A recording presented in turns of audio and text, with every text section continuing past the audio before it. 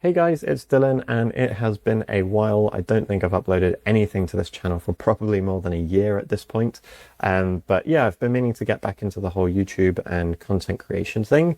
And I thought, why not make some videos about AI? Because I've become totally obsessed with it, to be honest with you, especially with regards to my work, which is web design, if you're not familiar with that already.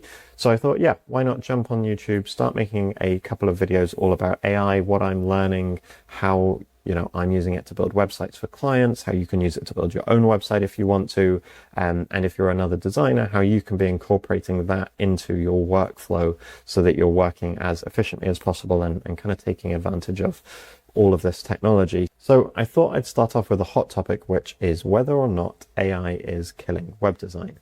And if you think it is, I'd like you to watch this video to the end because, in my opinion, it's just a part of web design that's being impacted. It's not the whole job. So watch this through to the end, and by the end of it, you'll know exactly what that is.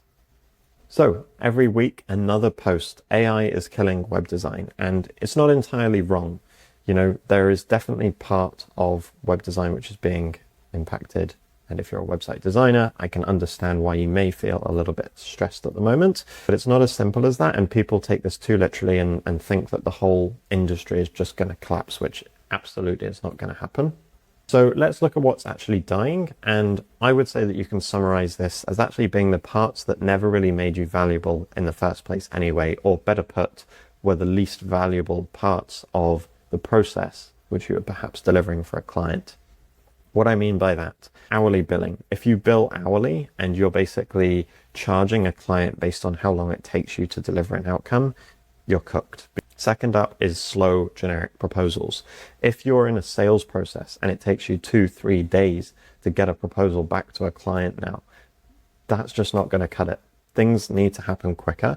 AI is making that possible. There's no reason why you can't turn around a proposal for a client discovery call the same day or at the very latest the day after you've had a call. And that's a proposal that's specifically tailored to what the discussion was about.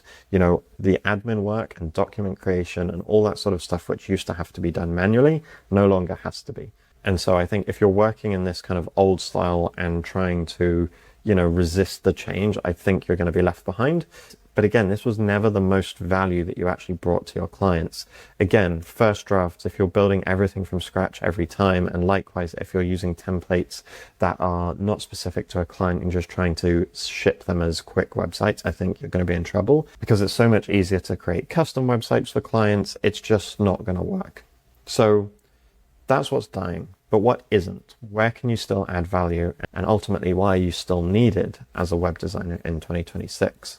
So, as I said earlier, the parts which are going to remain valuable are the parts where you always used to deliver the most value. You may just not have realized it. First up, knowing what good looks like for the industry. So if you are a designer with years of experience, you know what a law firm's website should look like, for example, as opposed to a skincare brand.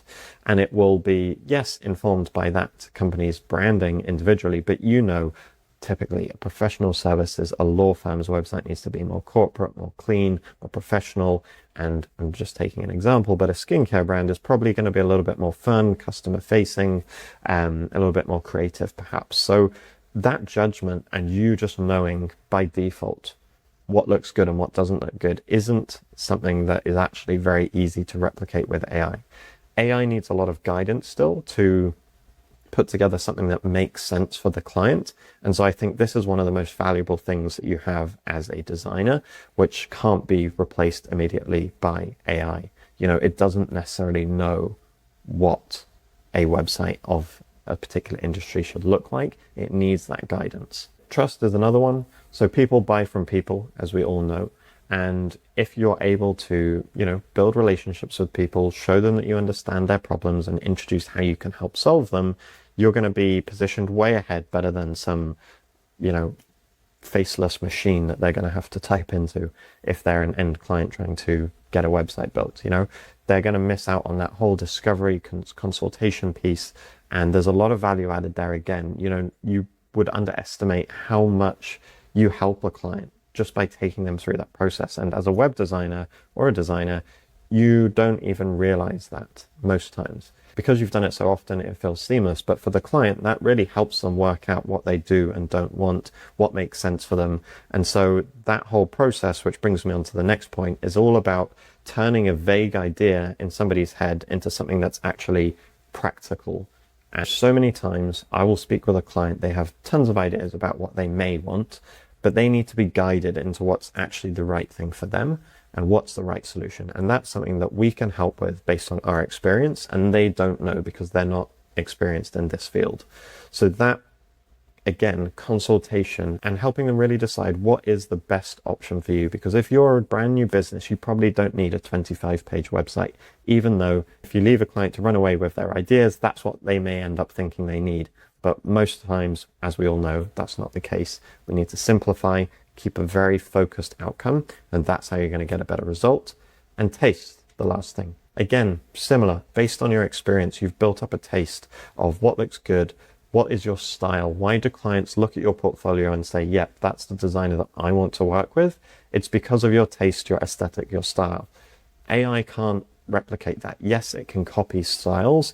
Yes, you can say, give me a clean design or a professional design, and it will go and put what it thinks one is together. However, it's never going to replicate your taste. As a designer, you have a unique taste which you have built up over years and years and years of doing this. And that is what you bring to the projects that you work on. Claude, yes, you can install a skill, but it's never going to have that same unique and personalized set of references that you can bring to your projects from a visual point of view. And here's another really interesting concept to think about, which is that AI hasn't actually, leveled the playing field. It's just raised the floor. It's just set a better benchmark, you could say, for every website that's designed, but there's still a top end of the market and there's still a bottom end of the market.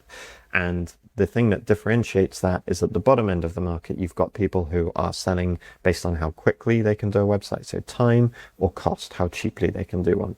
And that part of the website is that part of the market is never going to be able to compete with AI as it works 24 hours a day and is infinitely cheaper. The other end of the market is people that sell based on, like I said, their value, their experience, their judgment.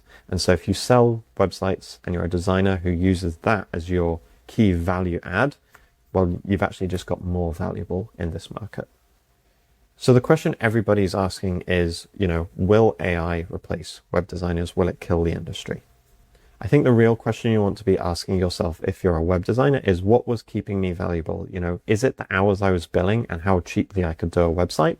Or is it the value and the judgment that I'm bringing to my clients? Because in this market, only one of those is going to survive, and it's obviously going to be the latter. So I think if you're not positioned in that way, now is the time to make the change, because otherwise you're going to be left behind.